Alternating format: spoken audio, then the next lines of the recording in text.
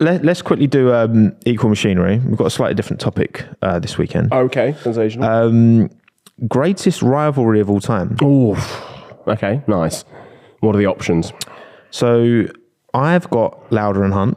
Oh, nice. You've got Hamilton and Rosberg. Oh, lovely stuff. What honourable? What other honourable mentions should we give to the audience? You can talk for 30 seconds into the void, and we'll definitely hear you. Yeah, exactly. Yeah. So just give us those. Ooh, rivalries. I mean, obviously Hamilton Verstappen. Hamilton Verstappen. Yeah, Hamilton Verstappen is one where it's not like a feud, but it's like that's the definition of a rivalry rather than like a falling out, for example. Yes. Like they still very much have respect for each other. Yeah, but that rivalry for that season was legendary. Like there will be a film about that season of Formula One, I reckon. Who was Alonso's biggest rival? Vettel or Hamilton? Lewis in his first season? 2008, sorry. The skinheads. And that was, Battle of the Skinheads was crazy. That was like Bald Rooney. Yeah. Just kicks everyone. Yeah, Buzzcut Alonso was crazy. He was a maniac. He didn't give a fuck. Oh, menace. That was great. I can't believe Ron Dennis made them shave their heads, man. That's crazy.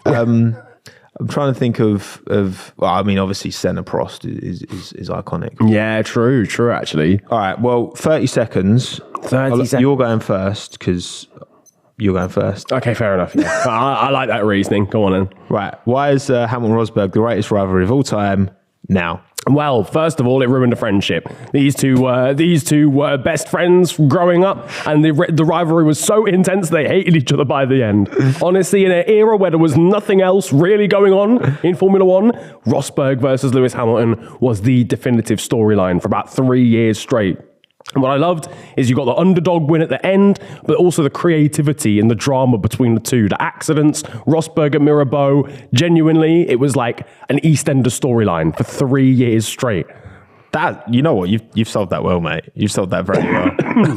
They were best friends and it destroyed a friendship. That's real, man. That's real. That's real hate. Like that's actually, and that's you can tell now, stuff, man. Yeah. It actually is sad. That is actually true. Yeah. Because even now, when I hear Nico Rosberg talk about Lewis Hamilton, I can tell there's a tinge of I don't like this guy.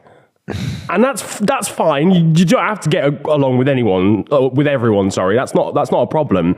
But it is just sad because they were literally like buddies karting together. I also think there is a tinge of like regret. Probably, do you remember that first time they were both on the podium and they were like hugging and that was when Nico was in the Williams. Yeah, it's mad how that changed. But like Nico had to he had to go all in to like win that championship. Yeah, he had to forget about everything and just focus on that one goal. Why, he couldn't keep it going afterwards. But no, you told that very well, Niran. Thank you very much. Well, Lauder and Hunt in 3, 2, 1, go. So intense and so poignant that it inspired the great movie that is Rush. I think the thing is, these two were two of the first, I would say, polarizing characters who not only fought on track, but they just had totally different approaches. Hunt was the playboy, Lauder was the kind of the fine margins kind of guy, and this really showed, this kind of set the blueprint and standard. Senna and Prost were very different characters, so were Lewis and Nico, so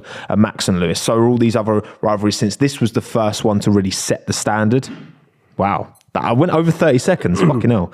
That went quickly. It was quick when I was saying 30 seconds is crazy, to be fair. I do waffle, yeah. We put ourselves on a time. No, I do think, yeah, Lunt and Howder. Yes, yeah. Nice. Lunt and Howder. Lunt and Nicky Howder. No, that was like, you see it so much more now because you see more of these drivers' personalities. But I feel like these were the first two that we really got like a proper insight because their characters were so I was about opposite. To say, I think this is the ultimate character.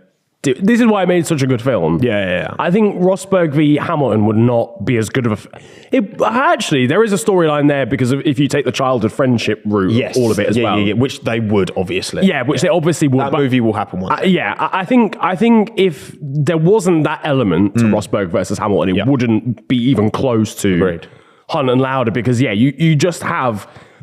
I don't think it's actually possible to have two people who are so different from each other. Yeah.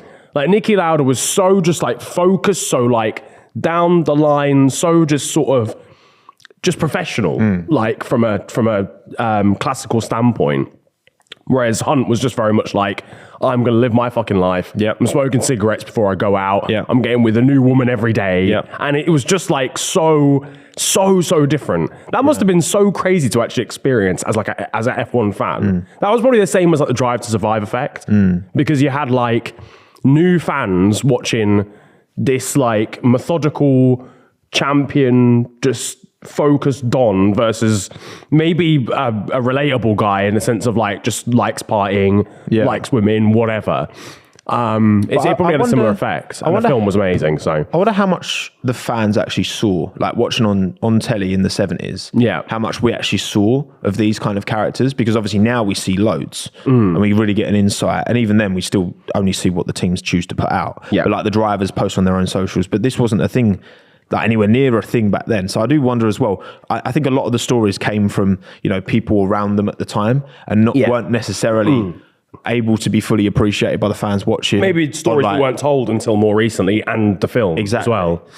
But so actual greatest F1 rivalry of all time. I think for a rivalry to be great, I think it needs to stand the test of time. I don't think it could be a one season thing. Yeah. So I wouldn't put Lewis and Max in it, for example, because I think that's just a great season. It's a great rivalry, but it's like more, I don't know, it's more based around that season. Yeah. Like I wouldn't call that a rivalry now because they're not racing together on track anymore. I mean, there were some cool ones like in periods like Montoya Schumacher was pretty cool. I mean, Juan Pablo. I think Vettel Alonso over the course of years, 2012 as well. but I think maybe Alonso Hamilton. Like I know that's like big recency bias, and I'm not talking about obviously Senna Prost. I think Senna Prost is hard to beat, but I didn't watch those years. Yeah, exactly. We weren't there for that. So I think for me, my favourite rivalry is probably Hamilton Alonso. Really? Yeah, I think for how long where it started with McLaren, and then over the years, like Lewis has always taken a win. Alonso in the Ferrari and like Hamilton, that 2010 title fight where like Lewis was on the outside of it, potentially on the cusp. Yeah. And I just think over recent years as well, like, I don't know. I think that how long that's lasted, I think it's great. What do you think, Minton? What are you thinking, Minton? Because he's on the move right now. What are you saying, lad? He's gone to Uncle Niran. Oh, hello, lad. He heard Hamilton. Yeah. That's his kind of trigger word. Don't you dare jump off. Don't jump down there, lad. What you saying? Greatest rivalry of all time. Your greatest rivalry. Oh, look at this. This is cute. Hiya. Oh, they're bonding. This isn't a rivalry. I'll tell you that. me and Minton love each other. I think it's difficult, isn't it? Because it's like if we're talking greatest, it's going to be Senna Prost or Lauda v Hunt. I think. Yeah. Just in terms of intensity, like overall. Yeah. But I honestly do think Hamilton and Rosberg comes close again because of the storyline and stuff too. True. I think my favorite one, has to be Lewis v Nico. Just again, like Minton, the creativity. Don't jump off there. Please don't, Minton. Right, come here. Come back. Do you want a treat? Do you want a treat? Go on, lad. Come here and you get a treat.